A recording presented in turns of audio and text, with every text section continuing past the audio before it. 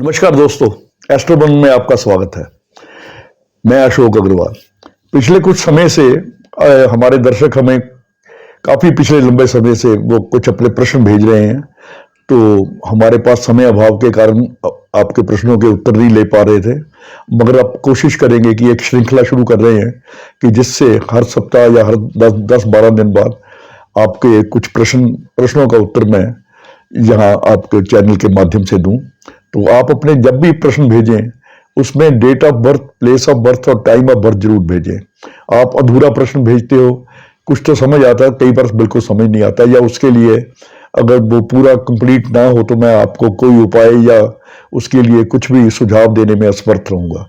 तो आप अपने कृपया जब भी मुझे प्रश्न भेजें तो उसमें अपना नाम, place of birth, time of birth और डेट ऑफ बर्थ ये बिल्कुल साफ साफ लिख के भेजिए। आज हम अपने दर्शकों के कुछ प्रश्न लिए हैं, उनका मैं जवाब देने का प्रयास करूंगा और इस श्रृंखला को आगे भी जारी रखने की कोशिश हम करेंगे। आज का जो पहला प्रश्न है, ये प्रश्न है डॉक्टर चंद्र प्रकाश हैं पटना से। ये पूछ रहे हैं, मैं अपने बेटे की जन्म कुंडली की फोटोकॉपी आपको भेज रहा हूं। किसी ने बताया है कि इसका मंगल बद है। कृपया बताने की कोशिश करें कि बच्चे का मंगल शुभ है या अशुभ। डॉक्टर साहब, आपके डॉक्टर चंद्र प्रकाश जी, ये आपके जो आपने फोटोकॉपी भेजी अपने बच्चे की, ये मेष लग्न की कुंडली है और इसमें मंगल अष्टम भाव में है। मंगल अष्टम भाव में जब हो, जरूरी नहीं कि मंगल बद हो। 4, 8, 12 में मंगल खराब जरूर होता है, मगर जो मंगल बद की, जो मंगल अशुभ की स्थिति है वो अलग होती है। मंगल 8 में हो और दूसरे घर में कोई ग्रह हो तो मंगल अशुभ हो जाता है। मंगल के घरों में 1, 3, 1, 8 इनमें कोई बुध केतु बैठे हों तो मंगल खराब हो जाता है, या सूर्य के साथ शनि हो तब मंगल खराब हो जाता है, या बुध और शुक्र 9वें घर में हो तब मंगल बंद हो जाता है। आपकी बच्चे की कुंडली में ऐसी कोई स्थिति नहीं है। मंगल अष्टम में जरूर है, दूसरा घर खाली है और सूर्य बुध कुंडली में इकट्ठे हैं। सूर्य बुध जब भी कुंडली में इकट्ठे होते हैं तो मंगल हमेशा शुभ परिणाम देता है। तो आप किसी प्रकार की चिंता न करें, आपके बच्चे का मंगल शुभ है। 8वें मंगल वाला व्यक्ति थोड़ा सा जिद्दी और गर्म स्वभाव का हो सकता है, तो बच्चा अगर पढ़ाई में जिद करे या कुछ और तरह की आपको अपने गुस्सैल स्वभाव से परिवार में कुछ उत्पात करे, तो इसे चांदी का छोटा सा चौरस टुकड़ा पीले धागे में या चांदी की चेन में पहनाने की कोशिश करें। अभी तो बच्चा 6 साल का है, 1-2 साल बाद ऐसा प्रयास आप कर सकते हैं।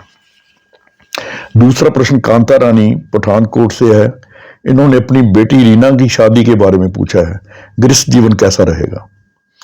26/9/2003 6 PM पठानकोट। ये रीना की कुंडली है मेरे पास, मीन लग्न की कुंडली है, यानी कि कुंडली के 7वें घर में सूर्य शुक्र चंद्र हैं और मंगल 12वें घर में है। सूर्य शुक्र चंद्र लड़की को 20वां साल चल रहा है। जब सूर्य शुक्र चंद्र या सूर्य शुक्र इकट्ठे हों तो बच्चे की शादी 22वें और 25वें साल में नहीं करनी चाहिए, और अगर चंद्र 7वें घर में हो तो बच्चे की शादी 24वें साल में नहीं करनी चाहिए। आपकी लड़की को 20वां साल लगा है, आप 24वां साल, 25वां साल और 22वां साल इस लड़की का ये शादी के लिए अवॉइड करें। इन सालों में आप एंगेजमेंट कर सकते हैं, मगर इन सालों में शादी करेंगे तो परेशानी होगी। सूर्य शुक्र जब भी इकट्ठे हों तो 22वें साल और 25वें साल शादी का परहेज करना चाहिए। 7वें घर में चंद्र हो तो 24वें साल में शादी को अवॉइड करना चाहिए। इन सालों में आप एंगेजमेंट कर सकते हैं और गृहस्थ जीवन लड़की का अच्छा रहेगा। तीसरा प्रश्न मेरे पास आया है आरती ठाकुर महाराष्ट्र से। इन्होंने शहर का नाम नहीं लिखा। 2/4/97 1:45 PM महाराष्ट्र। हमने बॉम्बे को लेकर ना इसकी कुंडली बना दी है महाराष्ट्र का। तो मेरी शादी कैसी होगी और जीवन साथी कैसा होगा। तो ये आरती की कुंडली हमने जो बनाई है कर्क लग्न की कुंडली है, और इसमें सूर्य शुक्र शनि केतु ये 9वें घर में है और चंद्र बृहस्पति इनके हैं जो वो 7वें घर में है। 27वां साल इनको लगा हुआ है। इनकी शादी का ये साल आ गया। इसमें लाल किताब का एक सूत्र है, वर्षफल में दूसरा और सातवां घर खाली हो तो वो वर्ष शादी का होता है। और उसके अलावा शनि भी कहीं से शामिल होता है। शनि कुंडली में छठे घर में है, शनि की मूवमेंट छठे घर से दूसरे घर में जाती है तो उल्टी दृष्टि जो होती है, तो इसका मतलब शनि भी शामिल हो रहा है, तो ये आपकी शादी का साल है। तो सूर्य शुक्र शनि, सूर्य शुक्र आपके 9वें घर में है, तो इसके लिए जब भी आपकी शादी हो तो आप चांदी की ईंट 5 या 10 तोले की चौरस टुकड़ा शादी में अपने साथ लेके जाइए। और शादी के बाद अपना जो हरी चूड़ियां हैं वो थोड़ी सी पहन के रखिए, ताकि बुध आगे है उस शुक्र से, शुक्र को सपोर्ट रहे और आपका गृहस्थ जीवन ठीक रहे। जीवन साथी कैसा होगा? वो चंद्र बृहस्पति आपके 7वें घर में है। चंद्र बृहस्पति जब भी सप्तम भाव में हो तो जो आपका होने वाला पति है या ससुराल है, अच्छे परिवार के लोग होंगे, धनाढ्य होंगे और लड़का अच्छा पढ़ा लिखा होगा। तीसरा प्रश्न है मेरे पास, चौथा प्रश्न है ये रोहित वर्मा भीलवाड़ा 10/4/76 1652 ये पूछ रहे हैं, मैंने किसी ज्योतिषी से परामर्श किया था, उसने मुझसे तांबे के 7 टुकड़े वीराने में दुबवाए थे, उसके तुरंत बाद मेरी जॉब चली गई, मुझे अगली जॉब कब मिलेगी? रोहित वर्मा, ये आपकी कुंडली है मेरे पास, कन्या लगन की कुंडली है। इसमें सूर्य शुक्र आपके 7वें घर में है, मगर वर्षफल में आपका जो सूर्य है वो पंचम भाव में है। तो किताब में लिखा हुआ है कि 7वें घर में सूर्य हो तो अगर ठीक काम ना कर रहा हो तो 7 टुकड़े चौरस तांबे के जमीन में वीराने में दबाने चाहिए। मगर उसमें ग्रामर में उन्होंने लिखा है जो सूर्य है ये हमारे शरीर यानी कि हमारे स्वास्थ्य और हमारे रोजगार इसका कारक है। तो बेसिक कुंडली के ग्रह जो होते हैं उनको लेके दबाने वाला काम या जल प्रवाह करने वाला काम उनको देख के नहीं करवाना चाहिए। मैंने अपने कुछ पिछले कई वीडियो में ये आपको चेतावनी दी है कि दबाने वाला काम ग्रह को नष्ट कर देता है, 1 साल के लिए वो ग्रह दोबारा वो काम करने लायक नहीं रहता। तो जो सूर्य के जो 7 टुकड़े किताब में लिखे हुए हैं वो ग्रामर में आप पढ़िए। जब भी स्वास्थ्य संबंधी ऐसी समस्या हो कि जो ठीक ना हो रही हो या जॉब की ऐसी समस्या हो तब ये दबाए जाते हैं, जबकि ये वर्षफल में भी खाना नंबर 7 में आए।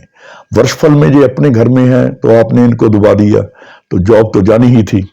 खैर चलो, अब आप ऐसा करें, बुध तीसरे घर में है, सूर्य जब भी खराब हो जाता है तो सूर्य को आपने जमीन में भेज दिया। इसकी रोशनी को कायम करने के लिए बुध वैसे भी तीसरे घर में है, बुध का उपाय आप कर सकते हैं।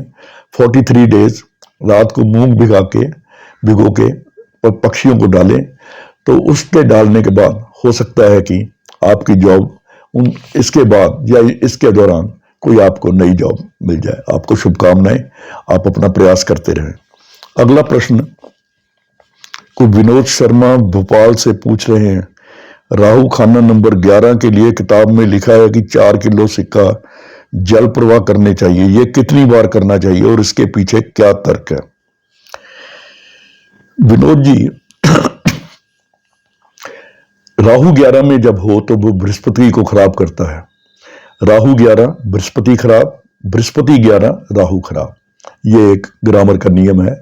तो जब राहु 11वें भाव में होता है तो ये पिता के लिए हानिकारक होता है। पिता को बृहस्पति लेते हैं, पिता या बाबा की, ग्रैंडफादर की सेहत के लिए अच्छा नहीं होता। इसलिए वहां पर प्रोविजन दिया है कि 4 किलो सिक्का और 4 सूखे नारियल ये जल प्रवाह कर दिए जाए। जल प्रवाह करने का मतलब है कि राहु को जल जो चलता पानी है, चौथा घर होता है चंद्र का, चलता पानी चंद्र है, चौथा घर है। राहु का प्रभाव चौथे घर में भेजना, चौथे घर में राहु धर्मी हो जाता है तो उससे जो 11वें घर का उसका दुष्प्रभाव है वो कम होना शुरू हो जाता है। और ये उपाय वर्ष में 1 ही बार करना चाहिए। आपने पूछा कितनी बार करना चाहिए? वर्ष में 1 ही बार करना चाहिए।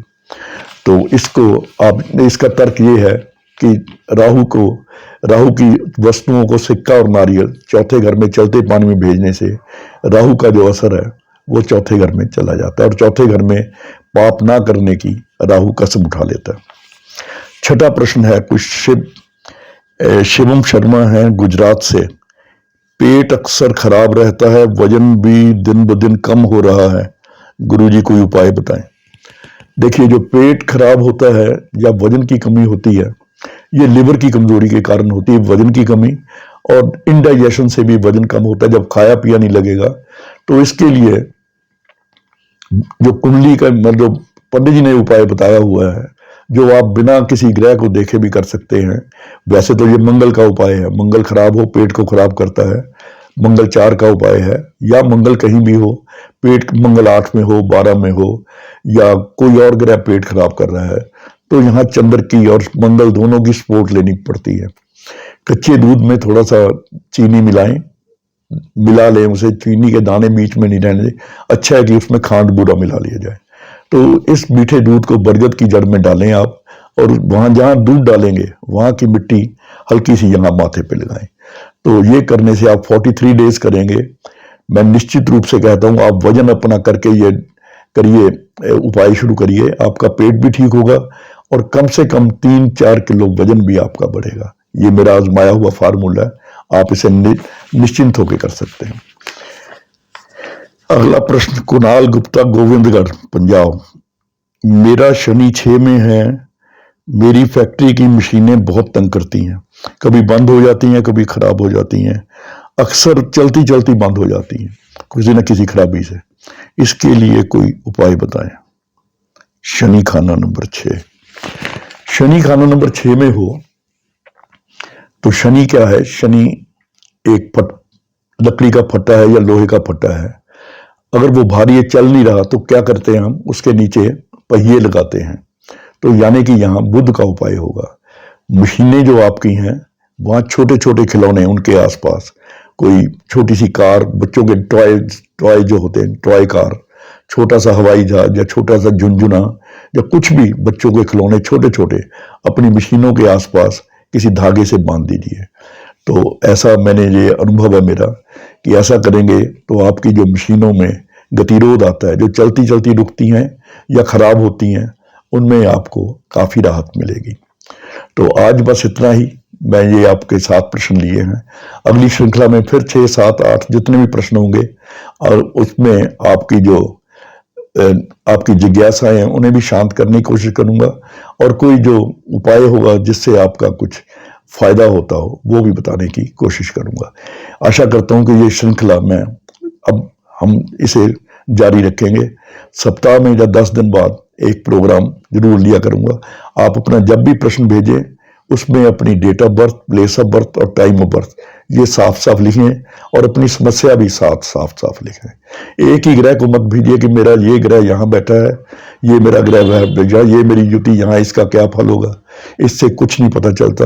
आप अपनी कुंडली की फोटो कॉपी या अपना प्रश्न अपनी date of birth, place of birth और टाइम ऑफ बर्थ के साथ भेजिए। आज इतना ही, फिर मिलेंगे। नमस्कार।